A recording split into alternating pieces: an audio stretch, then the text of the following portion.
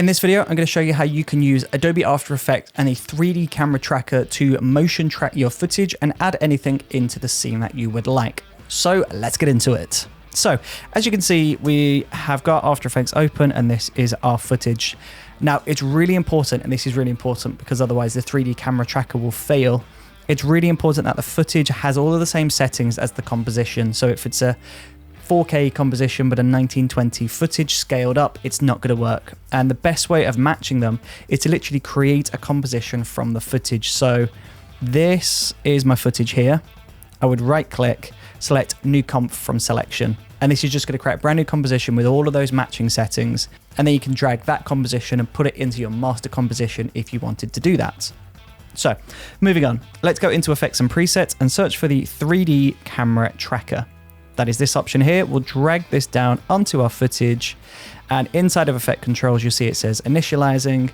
It's just going to analyze that footage for you. There we go. So if we scrub through the footage, we can now see these tracking markers that are being applied to the footage. You can see some appearing, some disappearing. But now we just need to go ahead and choose where are we placing the item, because these tracking markers are at different spaces within the scene. So if we select these tracking markers, but we want to put something on the computer screen, then these are closer in the foreground than they are to the computer screen. So these aren't going to sync up exactly the same. So in my example, I am going to put something around here, around the keyboard or the notebook, somewhere around here. And you can see those tracking markers are working throughout the entire scene. So I'm going to go for something around here. So I'm going to select this target. So we've got these three markers now selected. We'll right click.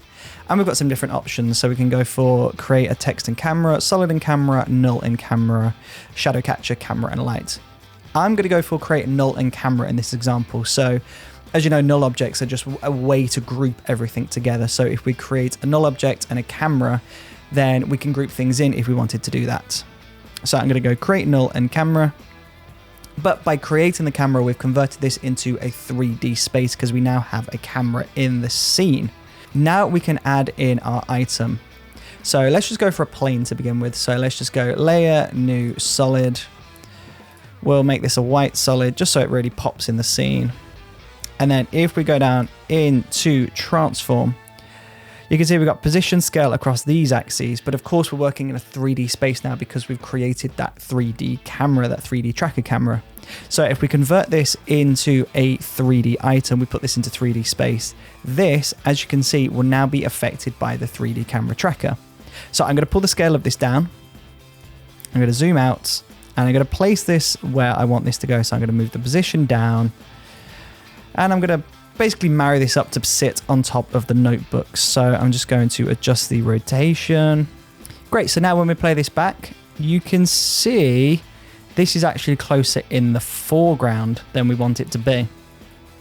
So in order to fix that, if we wanted this to marry up to the notebook rather than more in the foreground, we would go into position and we would push this further into the scene like this. Now, when we play this back, you can see that's now hovering above the notebook a bit more. We can even push that further back a bit more, see how this is working. Great. So we've got this working, this is all working, this is now tracked into the scene. Of course, you can see there is a little bit of a wiggle at the beginning, and that is maybe because the tracking marker wasn't the best tracking marker. So to fix that, we can actually just delete everything that we've created, just get rid of that. We'll go back to the 3D camera tracker, okay to this. Select the 3D camera tracker effect, and we can just go again. So let's try something different. So if these aren't working, then maybe we could put something on one of these ones. So we'll select that, right click. We'll go create text in camera this time. So we're going to create a text layer. And as you can see, by default, that text layer is just going to stick where those markers have been created.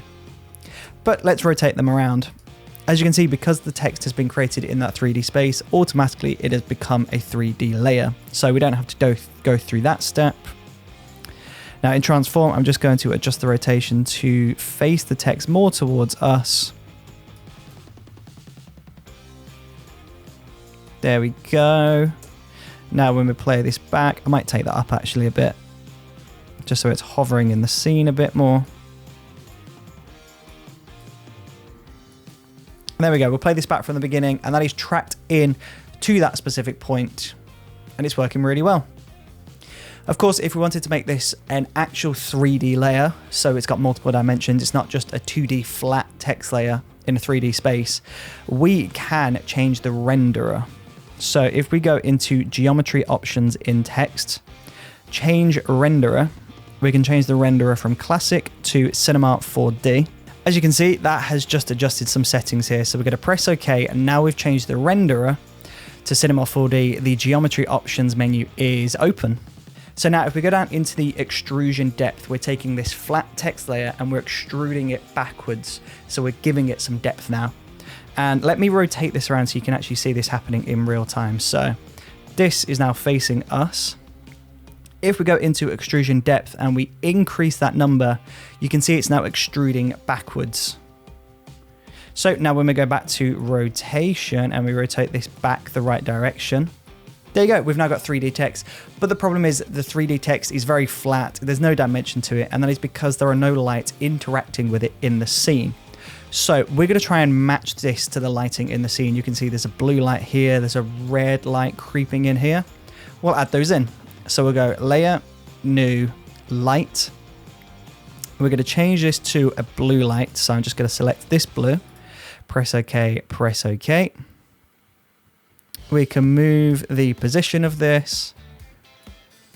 We can change where this is pointing. There you go, that works for now. And then we're just going to add another light in. So layer, new, light. We're going to select this red over here, maybe make that a bit brighter. Press OK. We're going to move the position of this one over to the left. As you can see, if you select one of these arrows, it just moves it in the axis. So I want to send this one back. So I'm going to grab this X one or this Z one and send it backwards into the space. And then I want to move that over to the left, and we want to rotate it to bring it back around towards us. So you could either go up to this rotation tool up here and do it this way, or alternatively, you can just go into the properties, which is typically what I do because I like to see the numbers. If you go into rotation, you can just rotate this around to face the light, and you should start to see the light casting onto the text like this. There you go. That's working. Now, if you go into the light options down here, you can change the intensity. You can change the color of this. So we could make this even brighter if we wanted to.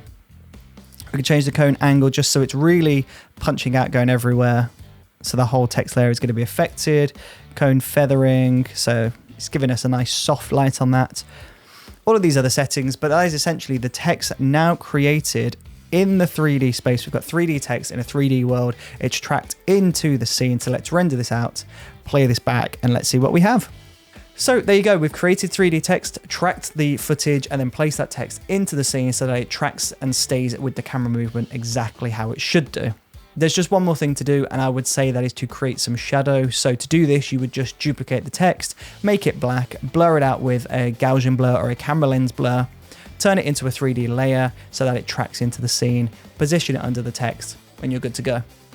But that is how you track your footage inside of Adobe After Effects, create some text, and then convert that 2D text into 3D text so that you've got 3D text tracked into your footage inside of Adobe After Effects. That was a lot of words. But thank you ever so much for watching this video. I really do appreciate your support, and please don't forget to subscribe. Around 90% of the people that watch this channel do not subscribe. We've got 150,000 subscribers almost, and if the other 90% subscribed, that would be over 1 million. So please subscribe to the channel. It really does help me out a lot, and it allows me to keep creating content for you guys. So thank you ever so much, and I really appreciate it. See you later.